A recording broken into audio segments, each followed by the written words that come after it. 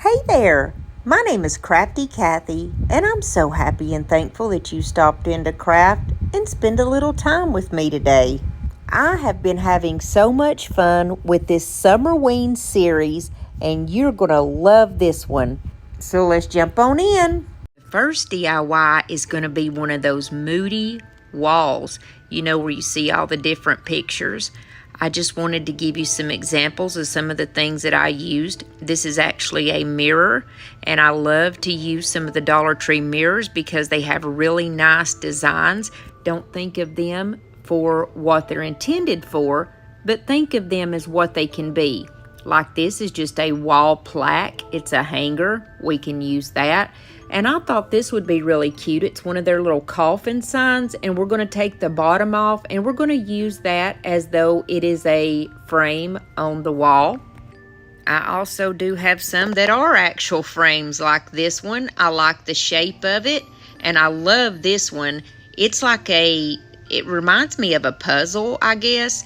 And then this one, a mirror came in this, but like I said, just think of what you can use it for. When you see those gallery walls that people are doing, they always have these really cool shapes. They're not just an everyday picture frame. I liked this one because of the beading. So what I did was take all of these outside. I spray painted most of them black because that is the color that I see a lot of, and then I spray painted a few of them gold. Now we're going to get our pictures ready that's going to go in the frames. This is actually a Christmas transfer that my friend Brandy over at the DIY Struggle creates. These are great priced, and she also has like decoupage paper also if you like to do decoupage. Now, even though this is a Christmas transfer, these mushrooms are very moody, and also the ones with the music notes. I found that to be very moody. I'm also going to cut out the owl that's toward the top of this page, and I'm also going to use the butterfly on the other page. Anytime when you see moody decor, all of these elements go perfect with it. Also, on every one of these moody walls you see, you notice old-timey pictures. I got these off of Creative Fabrica, and I actually have a link down below where you can get this for just $3.99 a month.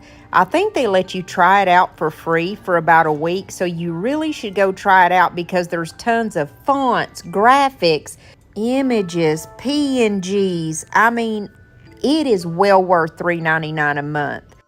I also have a picture of a raven and some mushrooms that I just Googled and hit the word images at the top, and that's what I got.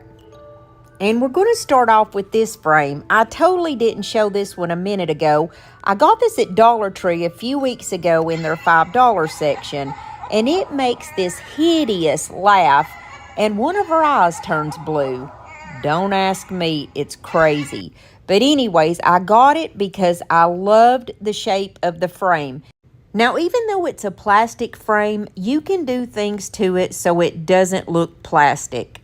So all I'm going to do to this one right now is just open it up really quick. When I got it open, I solved the mystery of the one blue eye. Guys, it's a Dollar Tree product. You know how sometimes their stuff is, made. It costs probably 2 cents to make this. Don't you think for a minute I'm not going to take it back because I paid $5 for it and I'm cheap, okay? So I am going to take it back, even though it's crazy that her eyes turned blue. I want both of my lights to work, okay? So anyways, look at the frame. It's so pretty. And here I am realizing I'm not going to be able to do what I want to do with this frame because I'm taking it back. So we're just going to leave it as is, but it still looks good in the end. Then I realized that I totally forgot to put the molds on these other frames. Now, here's the thing. When I'm up doing like a Dollar Tree frame, I love to use my IOD molds. These came from Dainty Flourishes. That's what these molds are from. And I get my molds over at Milton's Daughter with my friend Lori. I'll leave her information down below in case you want some molds. But that is the easiest way to make a frame really nice and elegant looking. And anytime you see one of these Moody walls, that's what you see is very ornate, like old-timey looking, just beautiful, elegant frames. I'm just going to put a little bit of hot glue on the back for video purposes. You know, normally I use my Titebond Quick and Thick glue if I want my molds to have a really good hold. But for the video purposes, I just used hot glue so that we could get the ball rolling. I quickly went through and just put the hot glue on the back of each of these molds and put them back down exactly how I have them here where you can see them. And I could have just whooped myself for, you know, not putting these on first and then spray painting them. So after I got the molds on, I had to take those few pieces back outside and just repaint over that area where the molds were, because you want it to look cohesive and have the same color all the way around. And that comes to my next point I want to make. The paint that I used was the metallic gold, and it's the Rust-Oleum 2x metallic gold, and I loved the way that it turned out for that gold color that you see. Now, I was at the end of my spray paint, and you know how it kind of splatters and makes a little bit of a mess, but that's okay because we're going to cover it up anyway. I'm going to start out with the picture of the mushrooms, and I really liked the way that it looked with this frame. So what I did was laid the frame down on the top of it so I could see exactly where I wanted it to go. I just traced it out with my very fine thin Sharpie, and then I cut that piece off. And that's it. This one is as good as done. I'm just going to pop it back in there. And that does remind me to tell you that I did print these out on just regular old printer paper. It's not even cardstock. However, when I do print stuff out on the regular printer paper, I use that Rust-Oleum matte clear to protect it from running or the colors fading. Now, of all these vintage pictures that I have, this one of the girl is my favorite. She's just spooky looking. So what I did was just blow the picture of her up, made it bigger, and I just cut it out, and I'm going to put it in that one frame that I have to take back. I just used double-sided tape to pop it in there. Now I'm going to grab my next frame, and this is the one that I called the puzzle frame. These are the original size that came out. They're about like a 4x6, and there's 4 prints on each page. Now, these are some of the ones that I got from Creative Fabrica, and I think I pulled this up under like where you can search in their website, and I think I put like spooky vintage people or something to that effect. You just put in what you're looking for, and it'll pull it up. But anyways, I was trying to find which one I wanted to go in here that was going to look good. I wanted to do a guy because I had mostly girls on here, so I wanted to put something of a guy in here. And I was trying to get one to fit correctly in there. I realized it's going to have a little bit of the white peeking out. So what I decided to do was just cut the picture off and put it in there. And the brown that's on the cardboard behind will basically just blend in. So I went through and I picked out this first picture of this handsome man on the top, and I went ahead and cut it out. And I'm totally wrong because the background was not brown like I said, it was black. But it just absolutely looks like it was meant to be there. Like it doesn't look odd or like I just throwed it together, which is kind of basically what I did, to be honest with you. I mean, I didn't go into any great detail to make sure that it was perfect. But guys, this is so easy to do and turns out so pretty. The next one that I'm going to put together is going to be this round frame that I painted gold. I wanted to do a gold one. And I did not even realize that the transfer that I was going to put down had black writing. I'm putting black on black because the background's black. But I did realize it before I actually stuck it down. And I was like, you know what? It's going to look fine because the Moody wall is meant to be kind of mysterious and a little different. And honestly, when I pulled the transfer up, it kind of looked like a grayish hue. The wording on it did. So it really looked good for this type of wall that I'm going for. It works. If I could give you one piece of advice on how to do a wall like this, is don't try to be too careful. Don't try to make sure that everything is matchy-matchy. Make it look like something where somebody would stand back and look at that and just be like, what? Like, you know what I'm saying? Like, kind of in awe of it. Like, this doesn't make sense. But it totally makes sense. Like, when you sit back and look at it, you're like, it's just something that just kind of pulls your eye in and makes you wonder, something almost kind of mysterious. If you've never used a transfer before, they are one of the easiest ways to make decor gorgeous. And these are some of Brandy's transfers that she makes. And she's the same one that makes the decoupage paper that I have been talking about. The next one that we're going into is going to be this gorgeous raven. I wasn't exactly sure what size I was going to need because I didn't know what frame I was going to put him in. So, guys, I just made all different kinds of sizes. And I was like, I know one of these birds is going to fit in one of these frames. And that's what I'm saying. I wasn't overly cautious about doing anything. I was being kind of haphazard about it. You might want to say that it's like I just didn't give a crap. You know what I'm saying? Like I just throwed it together. And that's kind of the way that it's meant to be. That's the way that it looks good. If you don't believe me, try it for yourself. Sometimes the things that I am the most proud of are those things that are, like Bob Ross says, are the happy little accidents. Those little things that you didn't mean for that to happen, but when you step back and look at it, you're like, you know what? That really works. And sometimes I surprise myself when I just, I don't know, when I just kind of halfway do stuff. Sometimes I'm like, the harder you try, you'll never meet that mark. But if you put, like, you're just like, it's going to work, and follow it through, sometimes those are the things that you are the happiest with. Anyways, I'm going to put the back on this thing, and we are moving on.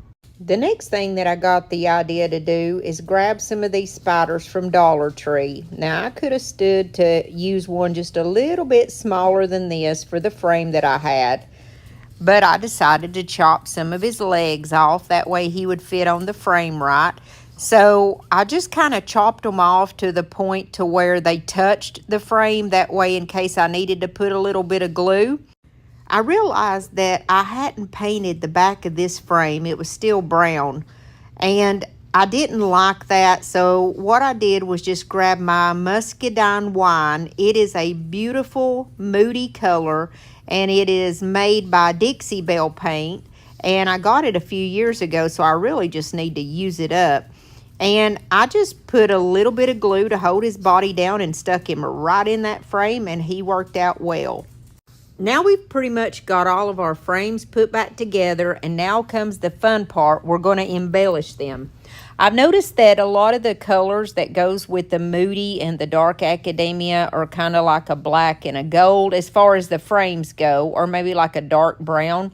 So what I wanted to do is use my rub and buff in the color antique gold, because it is the perfect gold color for like Halloween, Moody, at least it is in my mind.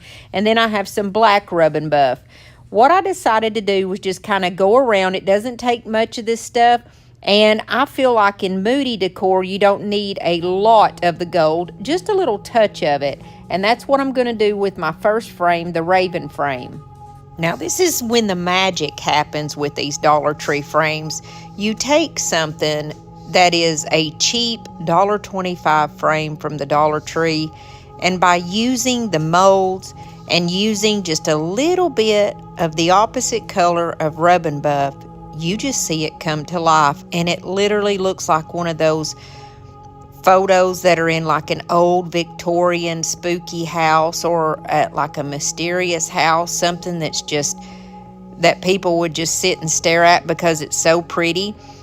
And if you feel like you went too overboard, like with the gold, you just put a little bit of the black color on a different finger and just kind of blot it on there, just to kind of knock down some of that brightness, or to kind of, make the colors look the way that you want them to.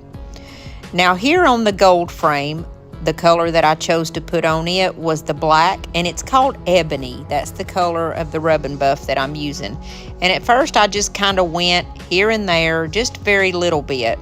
And then I got the idea to do like a dry brushing technique. So I put a little bit out on a brush, and I'm just using this cheap little brush that I get from the Dollar General. These are actually basting brushes that come out of their baking section.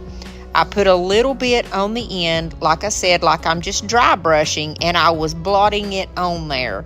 And it created the most beautiful but spooky effects on this photo frame. And then I realized that my spider was glittery. See, I found him after the fact and thought that I was going to use him, and totally forgot to spray paint him and get that glittery look off of him before I put him in the frame. So I took him out and spray painted him and put him back in. Now we're working on our rounded frame, and I liked the look of that dry brushing so much that I decided to do this all over this gold frame. And once again, I just put down a little bit of the black, the ebony colored rub and buff. I put a very, very little bit on the end of my brush and just kind of blotted off the excess and just went all over it, tapping, tap, tap, tap, all the way around until it gave me that muted color that I was looking for.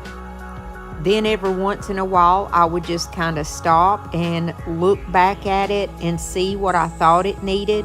And I would add a little bit of the ebony on a finger and just kind of go around it anywhere where I thought that it needed some. And I just kept adding that black and just adding little bits and pieces of the like streaks, I guess you could say, of black here and there with my finger until I liked the way that it looked. Now we are almost at the finishing line, and the next one that I'm going to work on is going to be the piece that I called the puzzle piece, and he's already painted black. So what I'm going to do is just put a little bit of the gold and do it just like I did before, just kind of rub it in here and there. And I wanted to see what the gold would look like if I kind of dry brushed it on just like I did the black. And I really liked that effect, because that's a thing on these mood walls that I've noticed. They're not all the same. Like if the frames were all the same, it would be too uniform and it would look too perfect. It wouldn't look right. But since they're all kind of mismatched and done in different ways, it works.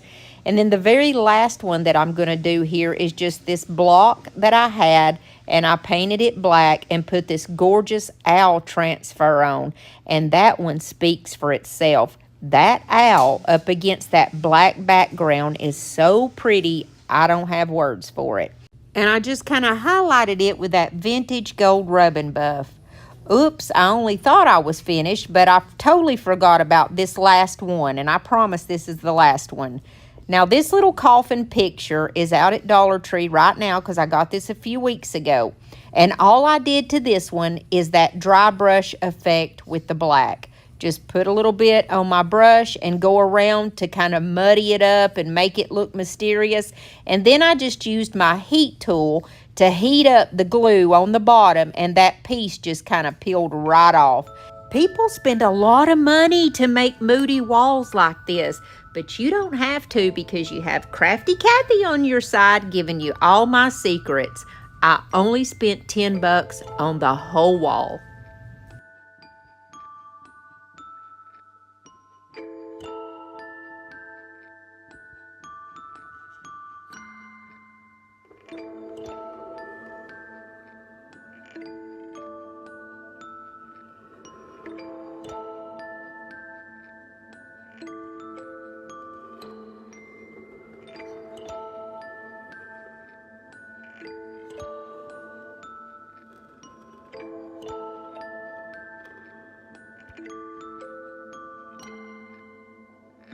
Before I move on to the next DIY, I want to invite you guys for Christmas Palooza this Saturday, July the 12th at 7 o'clock p.m. Eastern Standard Time.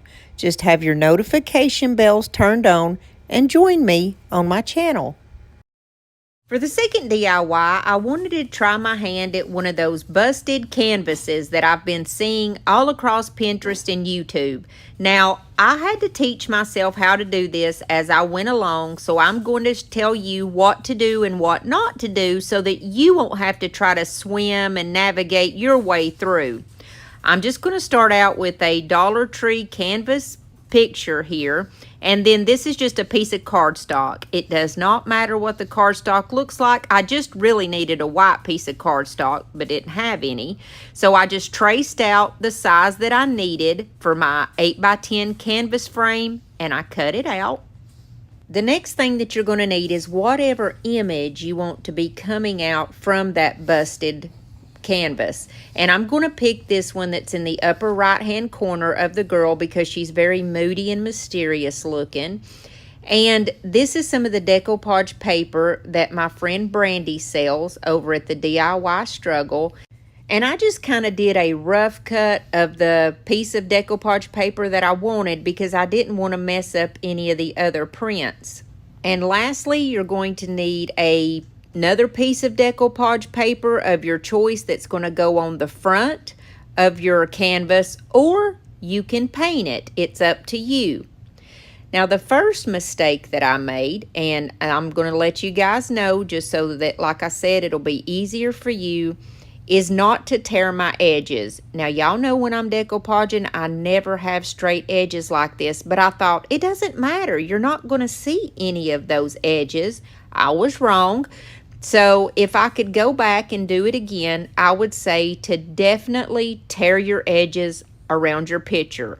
You don't want a bunch of it torn off. You just want enough just so that it will blend in. I promise you, if you have straight edges, it doesn't look as natural as it does if you have the torn edges, because when you put that up against the background, it just looks more natural. I just used some glue stick because that is my favorite way to decoupage anything that you can decoupage with, because there are no wrinkles and no problems. And I laid this gal right down in the middle. Now, since I'm choosing not to paint the front of my canvas, I'm going to have to cut out that brown cardstock, which is the color that I chose to go on the front of my canvas. So I just traced it out to that 8x10 size so that it would fit right across the front. You're going to want to put a napkin on the back side of your 8x10 canvas frame. I wanted one that's going to match my picture pretty good, so I chose this one, and one of my subscribers sent this to me last year. I'm just going to kind of do a basic rough cut of the size that I need because it just needs to fit inside that frame. Some of these napkins are tricky. Some of them have one ply on the back, some of them have two. This one had two, and you can usually just about see through the napkin when you know you're right. So just take off all those layers, and then you're going to grab some Mod Podge. I'm using the matte. It really doesn't matter much. If you want a matte look, I would think that the matte would be the best. Go ahead and put some down on the back side of your frame. And you don't want to put too much and you don't want to put too little. It would be hard for me to tell you exactly how much to put down, but I think I had a pretty good amount.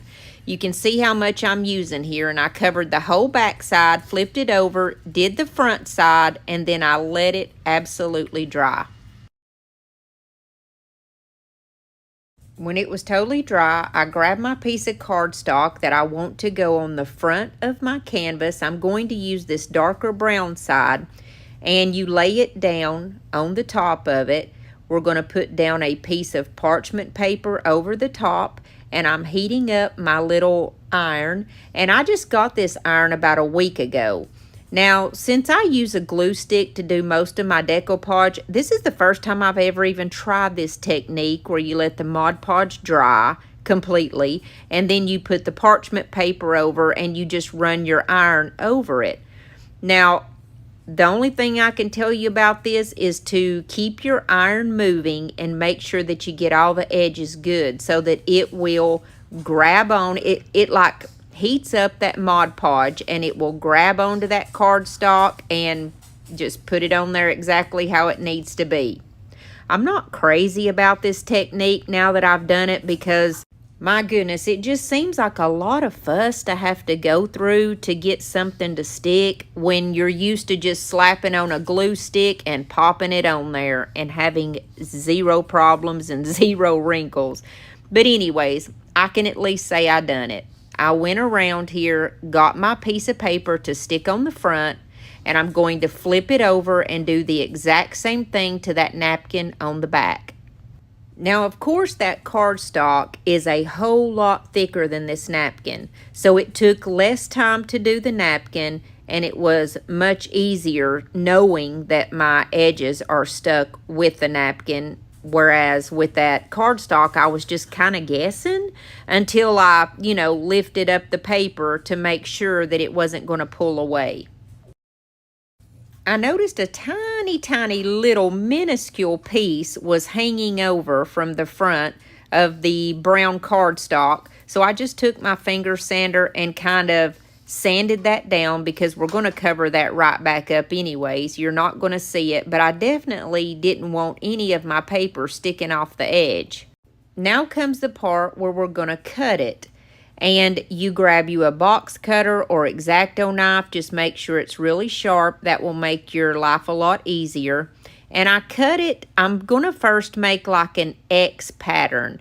And the one that I watched, the tutorial said to cut almost all the way up to the area where the wood was. I would cut even less than that, to be honest. And you'll see here, I went all the way down one, and then I would flip it around to where I was cutting toward the middle because you don't want to like pull up your piece. And then I realized, oh no, I totally forgot to seal my napkin again before I started cutting. I was afraid that my napkin would fly away, and it almost did. But I flipped it over, put some Mod Podge on here, and just covered it very slowly, very carefully to make sure that none of my edges were going to come up. And then I let it dry. Now back to the box cutter.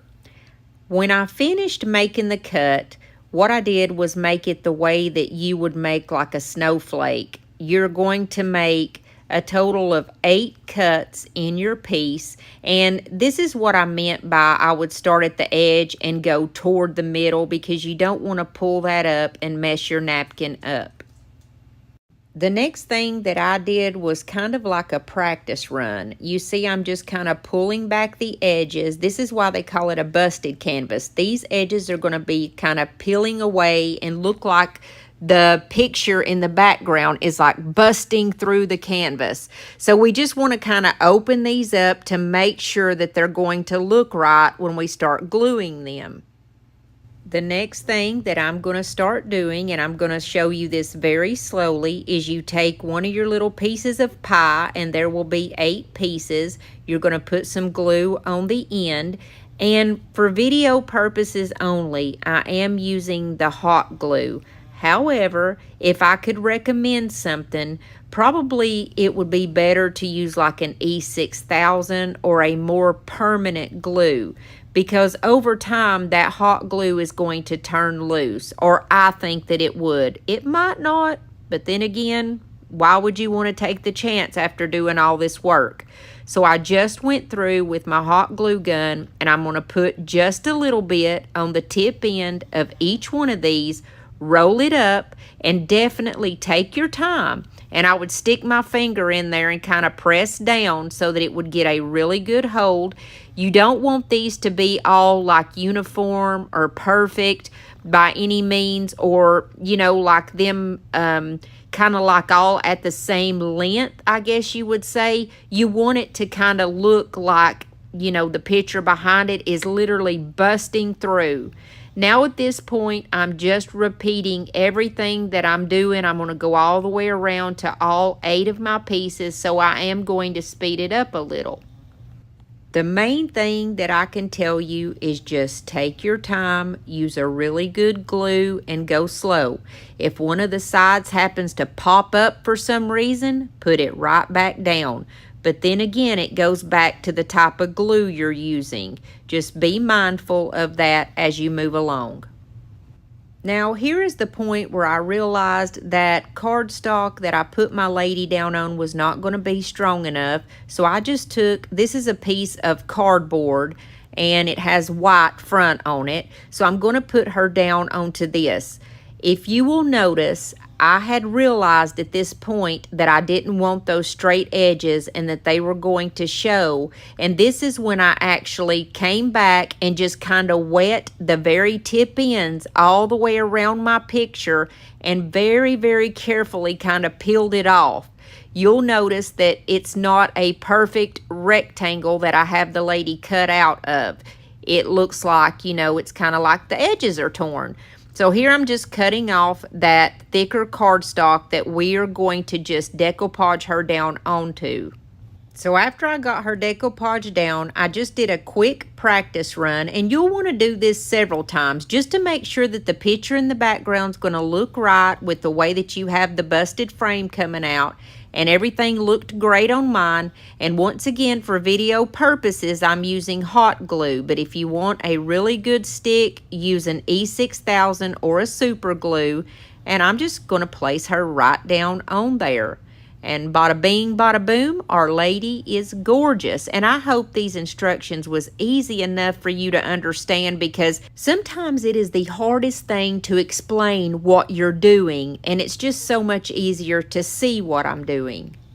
I grabbed the color called Layered Chocolate by DIY Paint because I thought that would be a great color to put on the edges, and I went all the way around my girl and just painted that on all four sides. And the last thing is I put some flowers down on the left-hand side here because the way that I had placed my girl, I wish that the picture of her would have been a little bit wider, but it wasn't. I worked with what I had, and I wish it would have been wider, but since it wasn't, I felt that it would look best to put me some flowers on that left-hand side to kind of cover up that area where the picture stopped, if that makes sense. So I just cut down the backs of the flowers so nothing would stick up and popped a few of those sunflowers on there that matched her exactly. I ended up putting one more of the sunflowers on the very top left-hand corner and this little wooden leaf that I think came from Dollar Tree. And I hope you like it.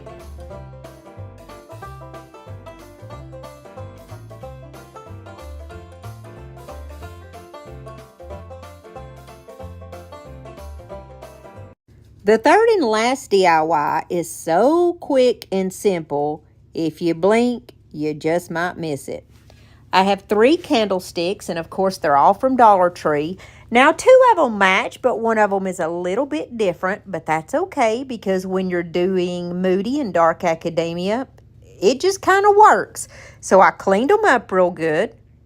And I like to make my molds up ahead of time. That way I have them and can grab them for whenever I need it. This one came off of the Frames 2 mold. Frames 1 mold. And I'm going to take a tumbling tower block, and I'm using hot glue once again for video purposes. And I'm going to glue my tumbling tower block right smack dab in the middle of the biggest candlestick. And I just held it there for a minute, make sure we got a good hold, and then I'm going to glue that mold right on the front of the candlestick. The next thing that I did was take these all outside and spray paint them with my black Rust-Oleum 2 times because I wanted them all to be cohesive and to paint over that medallion to make it look like it is, you know, one solid piece. This is the Rust-Oleum 2 times matte clear that I was telling you that I put on all of my prints when I print them out on regular old copy paper. If they ever get wet or if you put Mod Podge on them, the colors are not going to run if you do it 3 times. What I do is put a light coat. I almost just kind of mist it on there, and then let it dry, and then I repeat that 2 more times for a total of 3 times because it will seal that paper and protect it to a certain extent. Now, the next thing that I did was just grab the picture of the raven that I'm going to use, and I'm going to push it in with my fingernail to kind of give an indentation around it so I will basically know where to cut it out at. So I cut it out in the shape of that mold, exactly where the indentation was. And guys, y'all are going to think I'm a nut, but my husband brought me this ice cream, and I was taking a break and eating my ice cream. I had cut my camera off, and I forgot to hit record as I put my little picture of my raven on there. But all I did was decoupage him on with my Elmer's glue stick like I always do. And then I used the vintage gold rubbing buff to accentuate the mold. And I am so sorry.